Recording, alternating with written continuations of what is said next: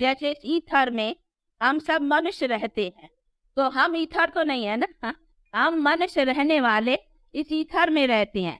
इसी तरह से अखंड ज्योति तत्व में, जिसको इन्फिनिट लाइट अंग्रेजी में कहा जाता है, उसमें ये सोल, सुप्रीम सोल भी और सब हम आत्माएं रहते हैं। लेकिन हम जो रहने वाली चीज है वो तो सोल है ना, भले सोल भी ज्योति रूप है। ज्योति पर तो लिंगकारी, यानी उनको कहेंगे वो बिनती, वो अपना संस्कार, हर एक के संस्कार रूप आत्मा है। तो इसीलिए वो सब फैली हुई चीज में या फैलाव में आने वाली तो चीज ही नहीं है ना। इसीलिए ये जो कहीं मानते हैं कि परमात्मा सर्वव्यापी है, और एक तो वो चीज नहीं है व्यापक होने वाली, और दूसरी उसके व्यापक होने का कोई महत्व नहीं है। अगर व्यापक है तो व्यापक होकर करके हमारे लिए क्या उसका महत्व है? हमारे पास व्यापक होते हम दुख शांति में भी है, व्यापक होते आज हमारी दुनिया में कई अधर्मों के काम भी हो रहे हैं, तो क्या परमात्मा के व्यापकता के होते भी और हमारी जीवन जीती रहे, या हमारे से कोई ऐसे अकर्तव्य काम होते रहे और हम दुख शांति में आते रहे, ये क्या हुआ? उसका व्यापकता का क्या महत्व हुआ? तो मैं तो आज कोई बड़ा आदमी भी कहाँ हाजिर होता है ना, कोई देखो हमारा प्राइम मिनिस्टर था, तो आप कोई की हाजिरी में ऐसे बड़े आदमी में कोई भी ऐसा काम उल्टा हो जाता है तो कहते भाई तुम्हारे हाजिरी में और हमारा देश या हमारी जनता ऐसी दुखी है, तो आपका प्राइम मिनिस्टर ठन्ना या ऐसे होने से फायदा ही क्या है? तो अगर हमारा परमात्मा जो है सुखदाता, वो अगर ओमनी प्रेजेंट होता और सब में व्यापक होता, तो ये सोचने की बात है कि उसकी प्रेजेंसी में और हम ऐसे दुख और अशांति, तो उसके प्रेजेंट से फायदा ही क्या हुआ? हाँ, सब तो कहते हैं उसको, जैसे कोई काम नहीं करते तो उसको कहते हैं मिनिस्टर को उतरो उतरो, दिन को प्राइम मिनिस्टर पर आए, कहते उतरो, अरे तू आप संभाल नहीं सकते हो, तू जनता की सेवा ठीक नहीं कर सकते, तो उतरो उतरो आप। तो अभी अगर गॉड ओमनी प्रेजेंट है और हम ऐसे दुख और अशांति में पड़े हैं, तो उसको भी कहना चाहिए ना तू प्रेजेंट रहेगा करके, या हजूर होते तुम्हारे हमारा क्या फायदा करते हो? इससे तो तुम न होता तो अच्छा होता तुम्हारी हाजिरी में, और हम ऐसे दुखी और अशांत मनुष्य और हमारे करतूत और ही बड़े, जिसको आज कहते भी है कि भ्रष्टाचार दुनिया, हमारा आचरण इतना बिगड़ता जाए और हमारी दुनिया इतनी दुखी होती जाए, तो फिर गॉड के ओमनी प्रेजेंट होने का फायदा ही क्या है?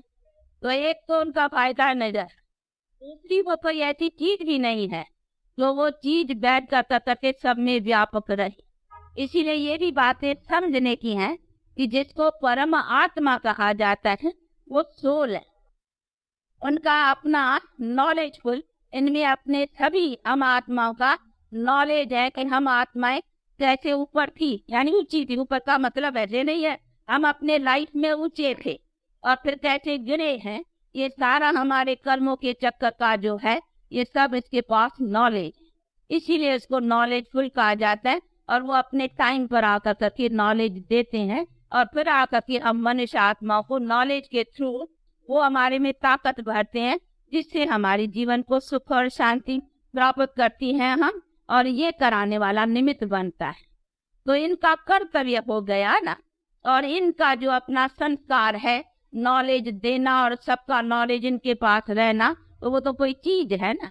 ऐसे नहीं कहेंगे कि कोई फर्टाइल या फैली हुई कोई चीज है या सब में व्यापक कोई चीज है। अगर व्यापक होती तो सब इसके गुण वाले, जैसा परमात्मा का गुण है तो सभी बात गुण होने चाहिए।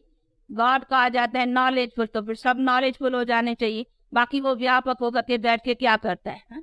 उनके व्यापक होने का कोई तो फायदा या कोई तो गुण चलना चाहिए ना। तो जब की वो चीज है ही नहीं, तो उनको हम कैसे कह सके कि वो ओमनी प्रेजेंट है? इसीलिए ऐसा कहना और ही परम आत्मा की गिलानी करनी है। अगर हम उनको ऐसे समझे कि हाँ वो हाजरा हजूर है या वो ओमनी प्रेजेंट है, वो व्यापक है, तो उनके व्यापकता से हमें क्या फायदा है? नहीं, हमारे हर एक में अपनी अपनी आत्मा व्यापक जरूर है, लेकिन हम अपनी आत्मा में भी अभी तमो प्रधान, यानी आत्मा हमारी भी अभी तमो प्रधान है। इसीलिए हम अपनी आत्मा में भी अभी तमो प्रधान होने के कारण ही हमारे कर्तव्य अथवा करतूत जो है ना, वो उल्टे चल पड़े हुए हैं। इसीलिए हम दुख और अशांति में है। वहां तो कोई परमात्मा के ओमनी प्रेजेंट या उनके व्यापक होने की कोई बात ही नहीं रही। ये तो हर एक के कर्म के हिसाब में हर एक अपनी अपनी आत्मा अपना अपना कर्म का हिसाब जो कुछ बनाया है उसी का अपना नतीजा भोग रही है। इसमें उसके ओमनी प्रेजेंट होकर के रहने का भी क्या मतलब है, या क्यों रहे?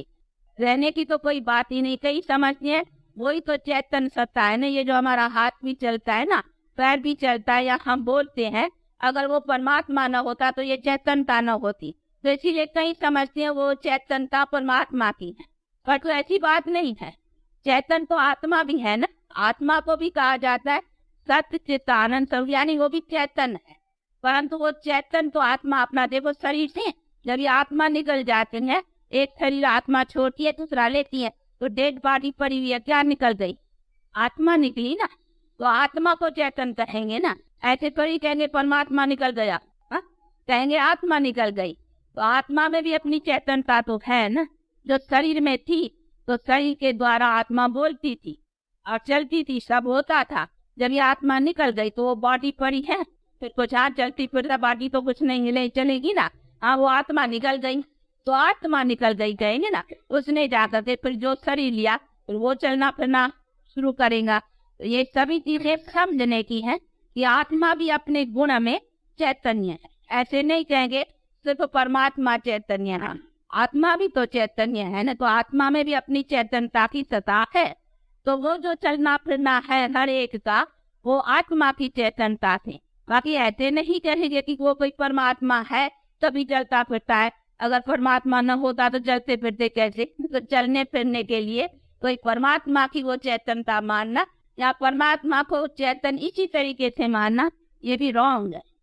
तो ये सभी चीजों को बहुत अच्छी तरह से समझना है कि परमात्मा वास्तव में क्या है। भले हमारे भारत में इसकी प्रतिमा की यादगार पूरी मानी जाती है, परंतु यथार्थ रूप से न जानने के कारण कि ये इतनी शिवलिंग की क्यों महिमा है, क्यों ये सभी चित्रों में भी दिखलाया हुआ है कि देवताएं भी उनका रिस्पेक्ट करते हैं, तो जरूर देवताओं से भी कोई ऊपर है ना। तो देवताओं से ऊपर कौन है? ये जिसने बैठ कर करके मनुष्य को देवता बनाया है। बाकी ऐसे नहीं है देवताओं ने कोई बैठ कर करके उनका पूजन किया है, ये तो चित्रकारों ने चित्र पीछे बनाए हैं, ये तो चित्रकारों ने बना। बाकी ऐसा नहीं है कोई सच सच राम ने कोई बैठ करके इनका पूजन किया है। परंतु ऐसा राम और ऐसा कृष्ण जैसे मनुष्य जो थे देवताएं, वो कैसे बने थे? इन परमात्मा ने आकर करके ये प्यूरिफाइड बना करके ऐसा मनुष्यों को पावन बनाया था। फिर उनकी यादगारों में ये चित्रकारों ने बैठ करके चित्र बनाए हैं। बाकी ऐसे नहीं है कि उन्होंने बैठ करके कोई इनको पूजा है। तो ये सभी चीजों को अच्छी तरह से समझने का है कि परमात्मा क्या और हम आत्माएं क्या, और हम आत्माएं कैसे नीचे आती हैं, अर्थात तमो प्रधान बनती हैं, और फिर हम आत्मा को ही सतो प्रधान बनने का है। बाकी उसी परम आत्मा को, सुप्रीम सोल को न ये तमो प्रधान बनता है न इनको सतो प्रधान बनने की कोई बात है।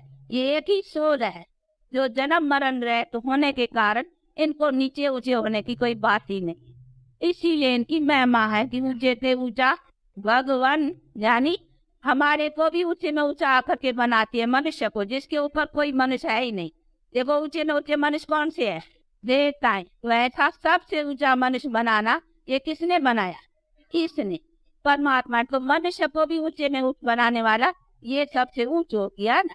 इसीलिए इनकी महिमा है कि ऊंचे से ऊंचा भगवान। तो भगवान ही मनुष्य को ऊंचा बनाएगा, मनुष्य मनुष्य को ऊंचा नहीं बना सकती। तो ये सभी चीजों को अच्छी तरह से समझने का है। इसीलिए परमात्मा जो चीज है ना, वो इन्हीं को ही कहा जाएंगे। अभी ये चीज तो कोई सर्वव्यापी या सब में कैसे आएगी? जैसे सोल सब में कैसे आएगी? सोल आएगी तो फिर हर एक अपना अपना आत्मा अपना अपना कर्म के हिसाब से एक शरीर छोड़ेगी दूसरा लेगी। बाकी ऐसे तो नहीं कहेंगे ना सभी के में एक ही सोल है ना, सबकी अपनी अपनी सोल है। तो इतनी सब सोल्स है ना, हर एक शरीर की अपनी सोल है। कोई ना आत्मा का अपना कर्म का हिसाब, तुम्हारी आत्मा का अपना कर्म का हिसाब। अभी तुम शरीर छोड़ करके दूसरा शरीर लिया, तीसरा लिया, चौथा लिया, या कुछ भी, तुम्हारी आत्मा के अपने कर्मों का हिसाब से तुमने अपने शरीरों को लिया, एक छोड़ के दूसरा। तो हर एक आत्मा का अपना अनेक जन्मों के खाते का अपना हिसाब किताब हुआ ना। इसमें सब में एक ही साथ एक ही टाइम पर एक ही आत्मा सब में व्यापक वो तो बात ही नहीं है। तो जैसे आत्मा व्यापक बात नहीं है, वैसे इसको भी व्यापक होने की तो कोई बात ही नहीं है। और न कोई व्यापक होने से कोई महत्वता निकल किया कि भाई व्यापक होने से कोई फायदा मिलता है। फायदा क्या मिलेगा? तो ये सभी चीजों को बहुत अच्छी तरह से समझना है, क्योंकि ये तो बातें ऐसी हैं कोई एक ही दम या एक ही टाइम पर समझाई नहीं जा सकती हैं। ये तो बहुत अच्छी तरह से कोई बातें बैठ कर करके कुछ टाइम दे करके सुने, तभी इन बातों को अच्छी तरह से कोई समझ सकता है। तो इसके लिए चाहिए टाइम, और इसको अच्छी तरह से ये कोई ऐसे क्लासों में भी समझाने की चीज नहीं है। तो कोई अकेले आकर करके और अच्छी तरह से इन बातों के ऊपर सुने और समझे, फिर कोई बात न समझ में आए तो पूछ भी सके। यहाँ क्लास में तो कोई पूछ नहीं सकती है, लेकिन जो कब में सबका टाइम खराब होगा। तो ये सभी बातें भी अच्छी तरह से समझने के लिए जरा कोई टाइम अच्छी तरह से दे करके सुने और समझे, तो बहुत अच्छी तरह से समझ सके। क्योंकि ये जो हम बहुत काल से बातें सुनते आए हैं, सिर्फ उसी के आधार पर समझना कि ये बहुत काल तो हम परमात्मा को सर्वव्यापी मानते आए हैं और बहुत काल से हम ऐसे ही कहते आए हैं, तो उसकी माना वही बातें सत्य होंगी? नहीं। ये जो हम बहुत काल से सुनते आए, ये मनुष्यों के द्वारा सुनते आए हैं। ये हमारे वेद शास्त्र ग्रंथ आदि भी जो है वो भी तो मनुष्यों ने लिखा है, इसीलिए ये सभी है मनुष्य की मत। अभी हमको मिल रही है स्वयं परम पिता परमात्मा की मत। वो क्या समझाता है अपने लिए, तो उनके बात को भी समझना चाहिए ना, क्योंकि यथार्थ अपना नॉलेज यही देगा। इसलिए अभी ये क्या समझाता है और क्या बतलाता है कि मैं क्या हूँ और तुम मनुष्य भी क्या हो, तो उन्हीं बातों को भी सुनना समझना चाहिए। बाकी तो हम जो सुनते आए हैं ना, तो इसीलिए ये नहीं है कि बहुत काल से चली आई है बहुत, इसीलिए वो सत्य होंगी। नहीं, परमात्मा ने तब क्यों कहा कि जब जब ऐसा धर्म यानी अज्ञान होता है तभी मैं आता हूँ। तो उसके पहले वेद शास्त्र ग्रंथ भी थे ना, तब तो अर्जुन को गाने नहीं सभी अध्ययन करने थे, मेरी प्राप्ति नहीं हुई तुमको भूला, तब तो कानन सबको भूलो। और अर्जुन के ही मिसाल में है ना, गीता में ही है कि ये सब जो तुमको गुरु आदि ये सभी जो तुम्हारे पढ़ाने वाले जिसने तुमको पढ़ाया है, इन सब को भी भूलो। कहा ने उसमें तो कहा है मारो। ये द्रोणाचार्य भीष्म पितामह आदि आदि जो तुम्हारे गुरु खड़े हैं, इन सब को मारो। पर तुम मारो कोई हिंसा के लिए तो नहीं भगवान कहेंगे, लेकिन इनको सबका गला काटो।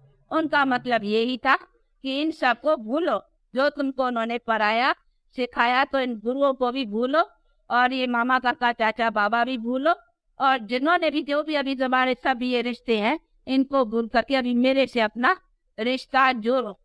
अर्थात मन मना भव, गीता में भी है ना, मन को अभी निरंतर मेरे में लगा, बाकी ये सभी तो बातें भूल जा। क्यों भूलवाई? क्योंकि वो सभी बातें मनुष्यों की थी, मनुष्यों ने बैठ कर करके सुनाई थी।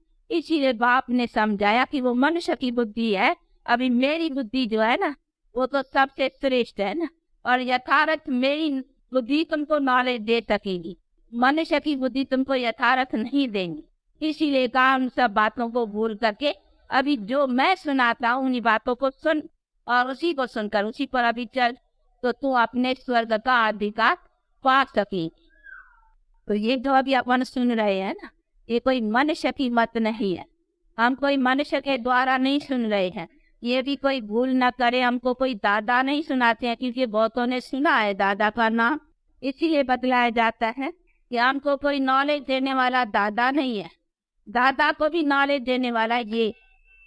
तो इसने बैठ कर सबकी नॉलेज दिया है, अपना परिचय, और हम सारे मनुष्य सृष्टि के चक्कर का ये नॉलेज ये स्वयं उसी परम पिता परमात्मा ने बैठ करके समझाया, जो दादा भी समझ रहे हैं और हम भी सब समझ रहे हैं, और उन्हीं के द्वारा इसी सभी बातों को जान कर करके और दूसरों को भी सुनाया जा रहा है।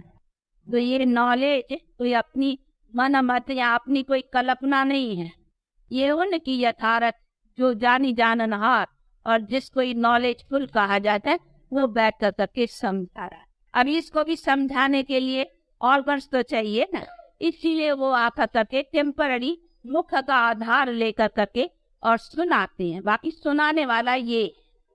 तो ये सभी चीजों को भी अच्छी तरह से समझना है कि यथार्थ नॉलेज क्या है और परमात्मा क्या है। इस चीज को सर्वव्यापी कहना ये बड़ी भारी भूल हो जाती है। और न ऐसी चीज है जो सर्वव्यापी हो सके, न इनकी जो क्वालिफिकेशन है इसके व्यापकता होने से, फिर तो सभी मनुष्यों में वो क्वालिफिकेशन भी व्यापकता में आनी चाहिए, पर तो कौन है?